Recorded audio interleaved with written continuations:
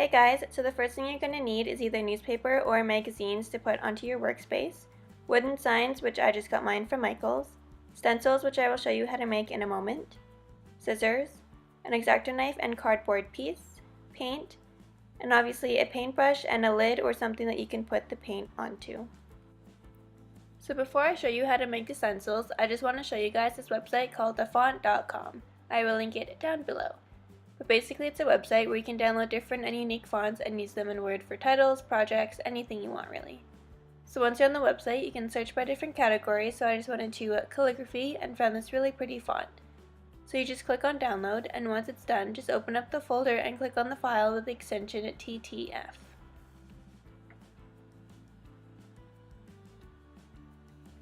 Now just click on install and it will automatically download into your font book, and when you restart Word it will be in the font drop down menu.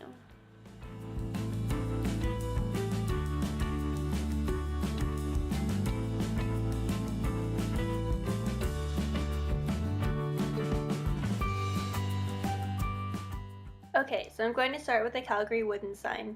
You obviously don't have to make yours say the same thing, but this just gives you a general idea of how to do it, and hopefully it will give you some inspiration. So just make sure the layout of the page is in landscape so you have more room for the letters. Since this is a fairly large piece of wood, I'm going to make the letters really big, so I used a font size of 300. Now I'm going to type out the letters to spell Calgary minus the L because I wanted to use the Calgary Tower as the letter instead.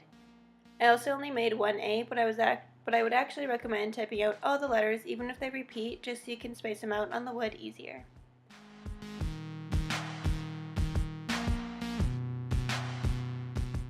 So once you have all the letters written out, you get the fun part of trying to pick a font. This took me forever, but I ended up just using Arial Black because I wanted the font to be really basic.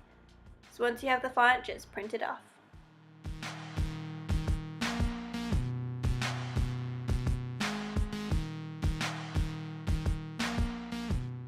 Okay, so I just cut out each letter using scissors, and then I will go in later and use the X-Acto knife to cut out the stencil.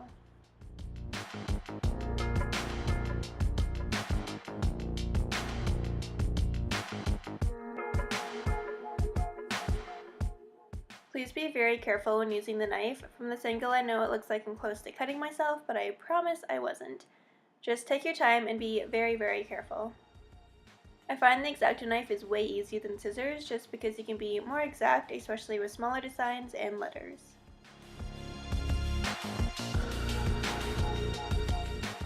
So since some letters have a middle part like this A, you have to cut around it and just tape it down later, but I will show you what I mean in a moment.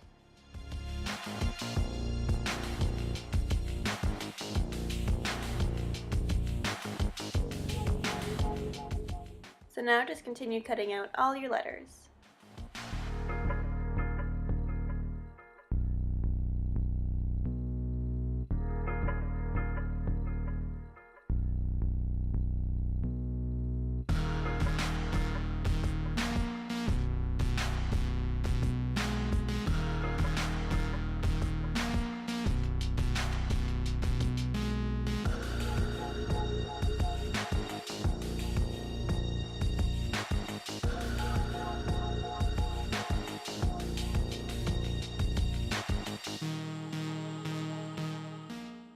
Now the Calgary Tower was really tricky, but again, just go really slow if you have a design with small lines or details.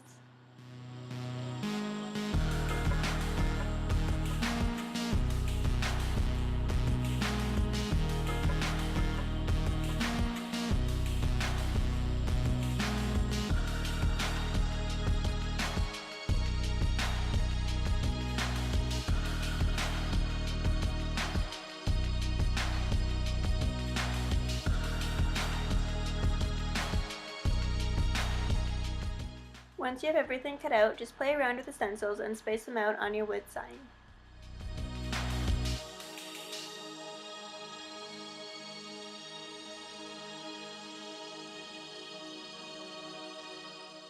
Once everything is placed where you want them, just use double-sided tape to tape down each letter.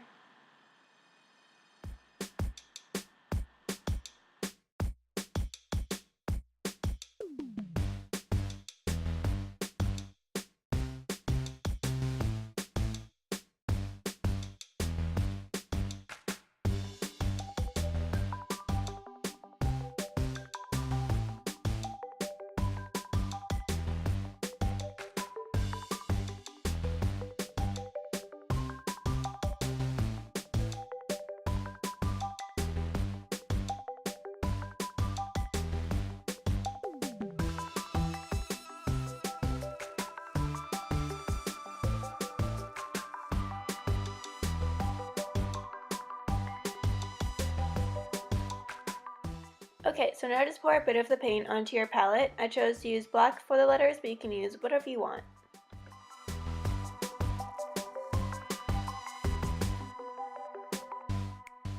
So sometimes I do a mixture of strokes with the paintbrush, but I usually just dab it so it doesn't turn out all streaky.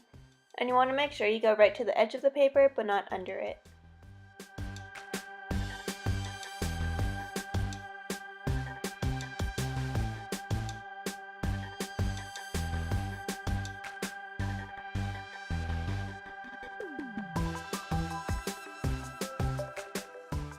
Now just do that for all the letters, and I skipped the Calgary Tower because I'm going to do that in red later on.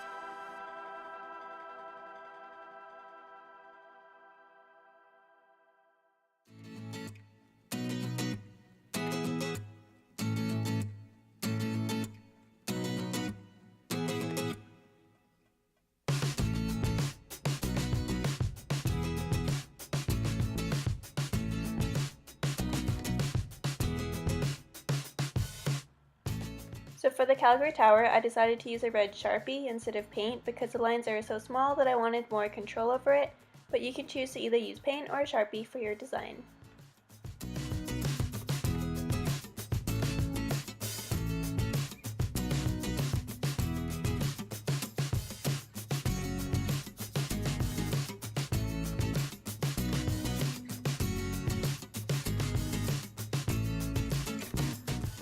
So I let that sit until it dries. It's usually pretty fast, but I leave it for about half an hour to an hour. Once it's dried, just slowly peel the stencils off.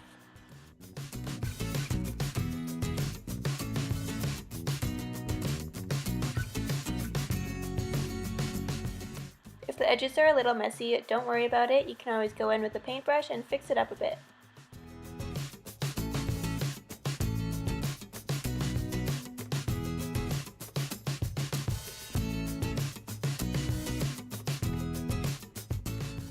And you're done. You have a beautiful Brandy Melville inspired wooden sign. Now moving on to the next sign that I want to make. I'm going to make this one say adventure and have an arrow that points to the right. So I chose the font The Skinny, which is one that I downloaded from dafont.com, and I found the arrow on Pinterest. So the same thing, I'm going to use the X-Acto knife to cut out each letter, but this time I'm keeping the whole word intact since it's a smaller font and didn't need to be separated on the page.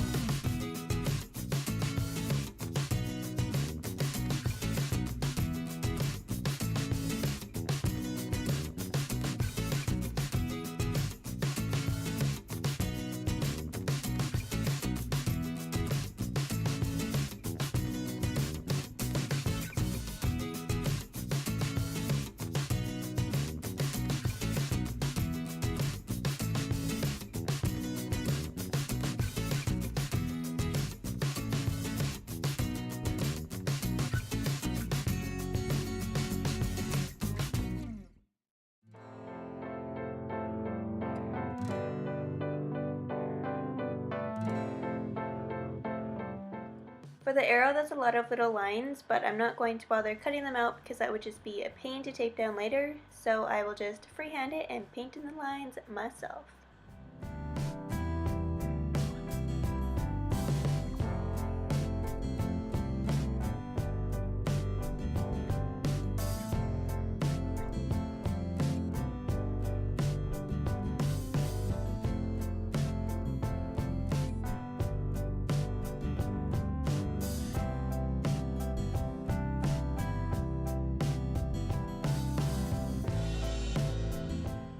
Once again, just figure out the placement of the stencils and use double-sided tape to tape them in place.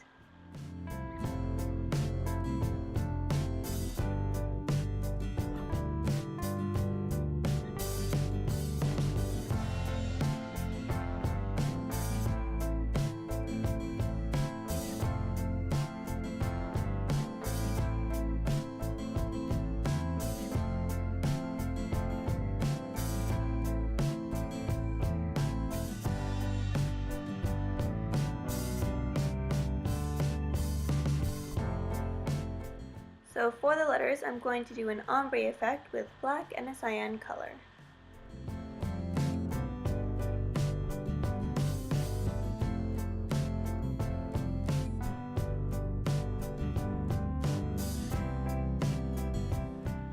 For this technique, you start at the furthest point to get rid of most of the paint and then slowly stroke up to the point where you want the second color to meet. Make sure the intersecting points are streaky and not a solid line across, otherwise they won't look blended.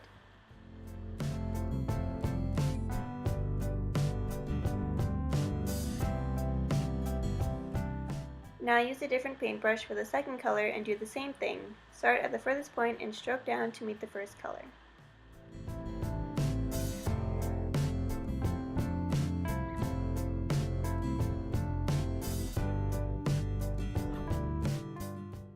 You may have to go in with the other brush again and blend the two together more. And yeah, just keep doing that for the rest of the letters.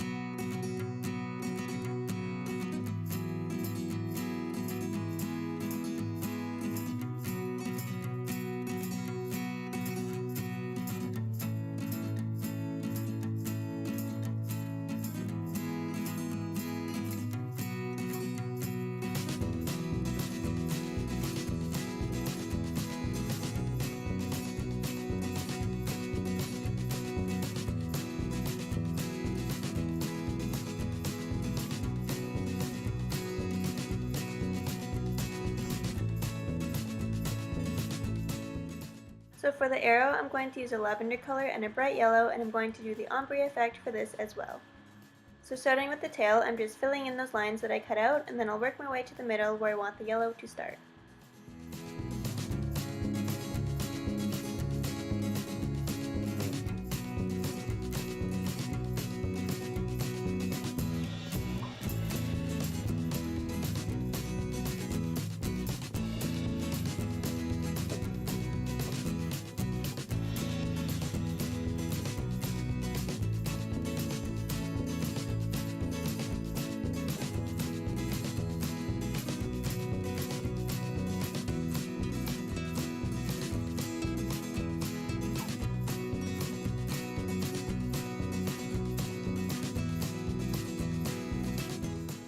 Now with the yellow, I'm just going to start at the arrowhead and work my way to the middle.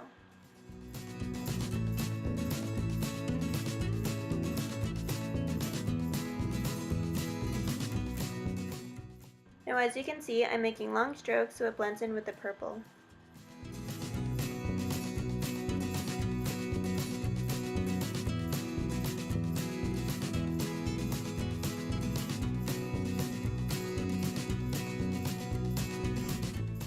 Again, I let this sit for about half an hour and then I slowly peeled off the paper.